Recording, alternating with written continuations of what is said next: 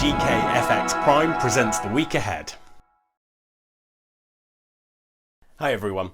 I made this video to help you prepare for the week ahead in Forex, stocks and commodity markets. I've got 3 top things for you to watch this week, but, and yes, I know that this is becoming a bit of a habit, let's start with a riddle. Where does success come before work?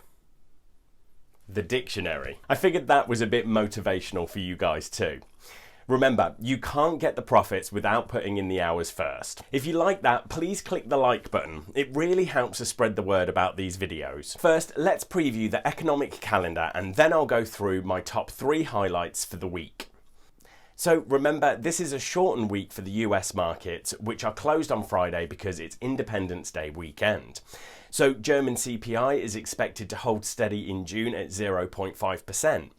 US pending home sales cratered in April, so let's see if we get a rebound in May. There are 2 China manufacturing PMIs to watch this week, the MBS on Tuesday and then the Caixin on Wednesday. Tuesday, Fed Chair Powell and US Treasury Secretary Mnuchin testified to Congress.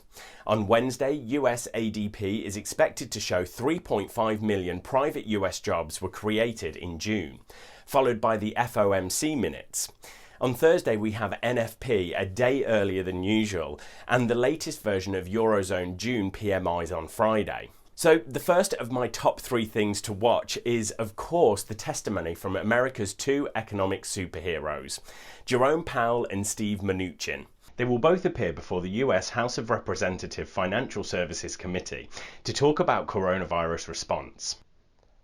In very simple terms, markets want to hear the Fed chair reiterate that monetary stimulus is here to stay, and for the Treasury Secretary to keep hope alive that a second US stimulus package is coming.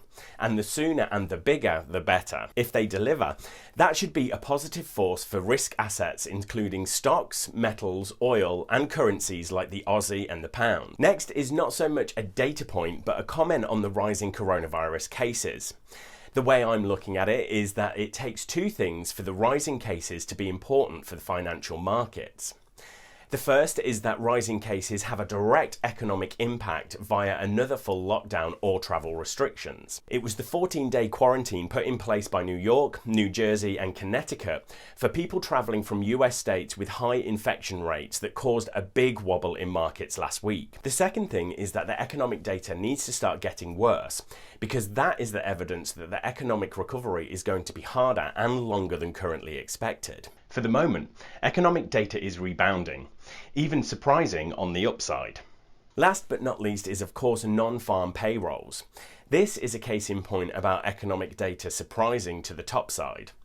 There was a delayed reaction, but I think the shock American job gains in May go a long way to explain the resiliency of the S&P 500. Another positive surprise this week can keep the rally in shares going and keep havens like the dollar depressed. A disappointment could bring about that bigger market correction that many have been waiting for. Right, thanks everyone, good luck trading and make sure to subscribe to our channel so you don't miss the next video.